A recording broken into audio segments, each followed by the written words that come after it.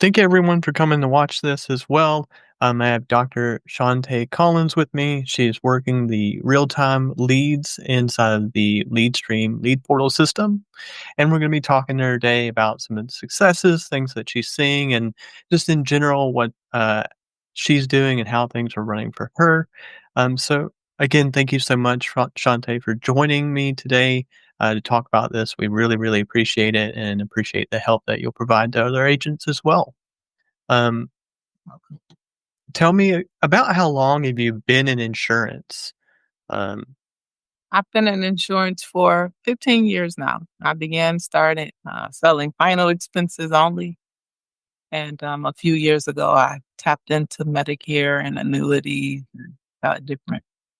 okay, awesome. So branched out quite a bit and whatnot. We see a lot of people do that in our industry as well. Kind of start with that main product, whatever it is, Mhm. and then branch out from there.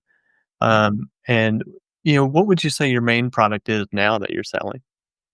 Well, it's diversified still because it Yeah. depends on the individual. So right now in this season, AEP, it's Medicare. I've been hammering Medicare. Okay. But Awesome. yeah, I do it all. I call myself a comprehensive, Advisor, a true advisor. yes, Is holistic. what we would call that from Yeah. our side of things, which is really awesome to see. We don't get to see it a lot in this industry. Um, okay, awesome. And I know that means in the system right now, you're mainly focused on the Medicare tier. 2 real-time leads is what you're using right now.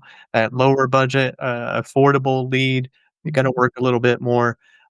So just kinda let's talk about that a little bit. How are you liking the Medicare tier 2 leads? I like them. I'm used to calling leads, right? So, they work just fine for me. You just my only problem is getting myself in there to get on the phone and dial them, but they're good leads. Yeah. Yeah, I gotta get that start, right? Oh, And you just sometimes got it's hard to get started. correct. Awesome, awesome. And you mentioned this just a second ago.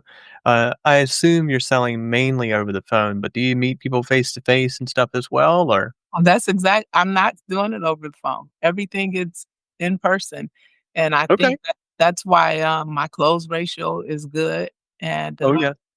and because I looked at my purchase ratio versus my close, booked, but the the appointments that I book, they're in-home appointments. I like to sit down at their kitchen table and, they know I'm here, I'm tangible, and yeah, my close ratio is higher than 50% when it's just getting to meet with them and yeah, if I can sit in Yeah, with them, I got yeah. them. And just to clarify for the audience there, you mean 50% from booked appointments, like, Yes, once you correct. book them, you Yeah, close 50% of them, okay. over. It's Over 50. higher than Awesome, awesome. And, just we'll go into that a little bit more as well, okay. but, um, when you're sitting there and these leads are coming in, what is your approach and your process? And, of course, you don't have to share any more that you don't than you want to, but, what's your approach and process for working those Medicare Tier 2 real-time leads when they come in? I try to dial them as soon as I get them. That's the biggest thing. Me, time and you know, but yeah, I try to get on them as soon as they come in to be responsive on them. I just call and talk to them like they're my grandmother or auntie. You know, Mhm.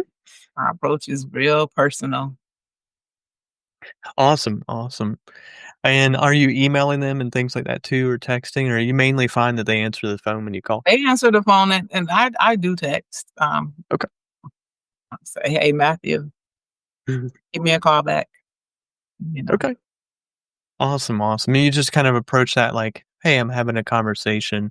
So I kind of put this here as well. Do you use like a typical opening line or kind of a script or anything that you Just find is helpful? what I find that is helpful is to for them to know that I'm local. Hmm. Um, because they're getting so many calls from uh, 800 numbers or people, who aren't in the field like myself. which is fine, however you get it. But, Right. but yeah, so it just I think it speaks something different. And some people that's what they like. Some people wanna just deal with you over the phone. Um, because 'cause I've only had one person say, "Can we just do this over the phone?" But, they're like, "Oh, you're gonna come to me? Yeah, if you don't want me to come to your house, I'll meet you at a Starbucks, close to your neighborhood. I'll get" and they like Absolutely. it. Awesome. I like hearing that because that also differentiates you when people are calling, right? You get to say, "Hey, I'm local. I'm right in your area. I'm just calling you to follow up on few of these items," and that sets you apart almost immediately because they're used to dealing with, like you said, all those 1-800 numbers, just people that they can't see Right. at all, and that does provide a higher level of trust. Um, and you mentioned a little bit about this too, where you said, like, sometimes it's just getting myself to sit down and make the calls. That's the Wh hardest thing. what do you find works for you when you're preparing to do that? How do you kind of motivate yourself to start? Well, during this season, I have dedicated, like, a day of booking. And another thing that works for me too, Matthew, when I'm out in the field, like say, it's insurance. So you'll get appointments where people will no show you. Mhm. And sometimes you'd be like, forget it, I'm just going home. But what I do is I'll pull over to at a Starbucks because Vegas is really big, and I'll just get on my lead and sit there and book until I get a new appointment right then, or just start building appointments. So it's really this is a self-driven industry. You Yes. don't grind, you don't shine. And I'm trying to beat me. Last year I did very well, because I've only been in Medicare for a few years and I submitted over 140 apps during AEP last year. That's a short window of time. That's it's also a lot of apps. And so I'm trying to beat my last year number, or, at Yeah. least duplicate. So I'm just I'm Well, pushing I'm pushing me. Yeah, my biggest uh, challenge is me. Just trying to overcome myself. yeah, that's the same for most people. I appreciate that insight. There, you're like, hey, if I have a frustrating time, like maybe I went to the appointment, they didn't show up. You instead pivot and you go, I'm going to make use of the time somehow. And whether that's taking a moment to collect yourself, Mhm. Starbucks, and then start booking appointments. We all deal with that in this industry, dealing with the frustration of simply trying to help people. And hey, Yes. sometimes they don't want it. They no show you. They Yep. answer the call rudely. All those things Oh, happen. yes, and I that's the for a new agent, that's what I would say, do not allow whatever is going on with them to knock you off your square. You're gonna get people that cuss you out, hang up on you, you just gotta keep going until you find that person that wants your help. Yeah, and we're gonna talk about that too right now a little bit as well. So the insurance industry as a whole and the way that leads used to come in, and a lot of that has changed, and I know you've seen it too since you've been in the business for a little while. You know, people working these types of digital leads for the first time, what are your, like, top tips that, you know, uh, probably gonna repeat ourselves a little bit here, but what are your top tips for those people working these kind of leads for the first time? Uh, don't stop calling them, sometimes people call them once or twice and be like, "Oh, they're no good." No, 'cause you just gotta it could be anything, you're calling at the wrong time, so I would say keep calling until they tell you they're not interested, or they, whatever. Um, so that's the biggest thing. Somebody new calling on leads and never done it before. Um, they don't realize that you have to call, you have to dial, which is why it's good to take a day and just get your schedule booked up. Absolutely, and I mean, we see it a lot from our side as well, that people will stop at 4 or 5, and, it just takes more than that sometimes.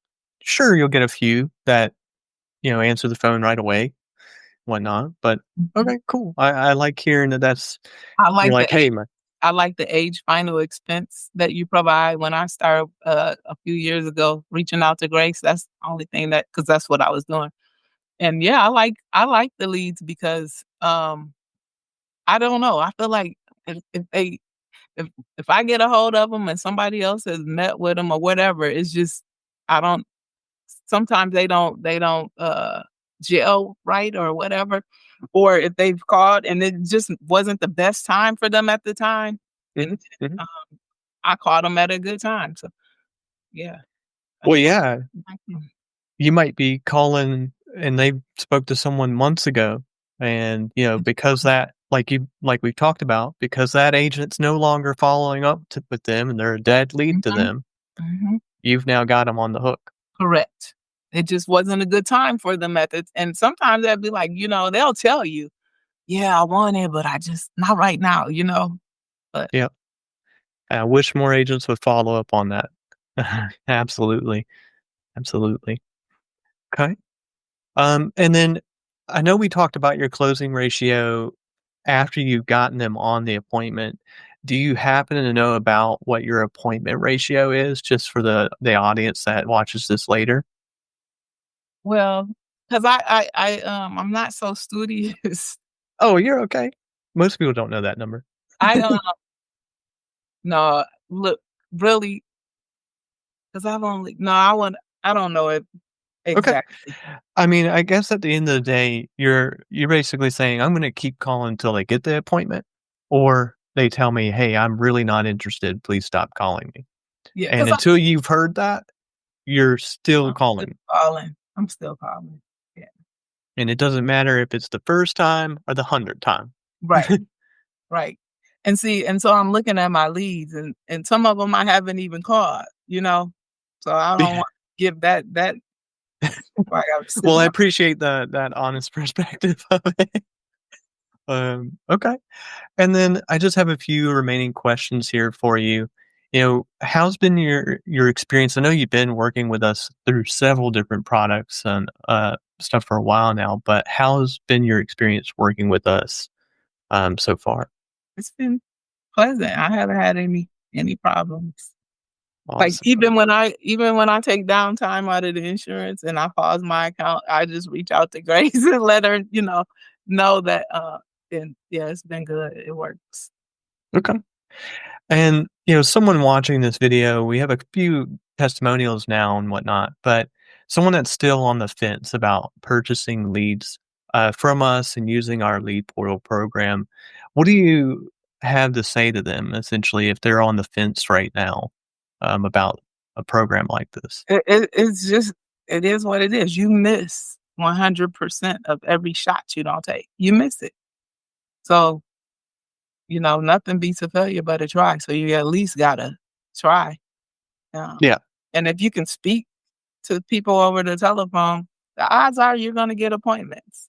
And if you have, people buy insurance from people that they like and that they tr Hmm. so if they like you and they trust you, even if you don't get them right then and there, they'll remember you. They'll remember you next time. Yeah, and I think that's a key aspect. We have to remember while we are selling insurance and policies, and in your aspect where you're doing a diverse thing, you're like, I sell whole solutions. But it normally is going to boil down to if they even like you. Right, As silly as it is, or it sounds, it is almost 80% of the work is done through that. Like, do mm, I like you? mhm, And do I vibe or gel with you? And I think that's why it's so important for agents to kind of slow down just a little bit and build that rapport, right? But have a conversation with someone instead of just trying to push through their pitch and things like that. and selling virtually because 'cause I've sold virtually, did very well. Um, Meeting people just like this. Yeah, yeah. I think it'll become more normal, especially as we go along, for people to be doing meetings like this. Mhm. All right. Well, That's all that I had, Shante, for the questions. Again, thank you so much for joining us today, and I really appreciate you using the system and being willing to kind of share some of your insights, some of your gold nuggets, uh, Thank you. and all that. Have So a thank you so much. All right. I appreciate you.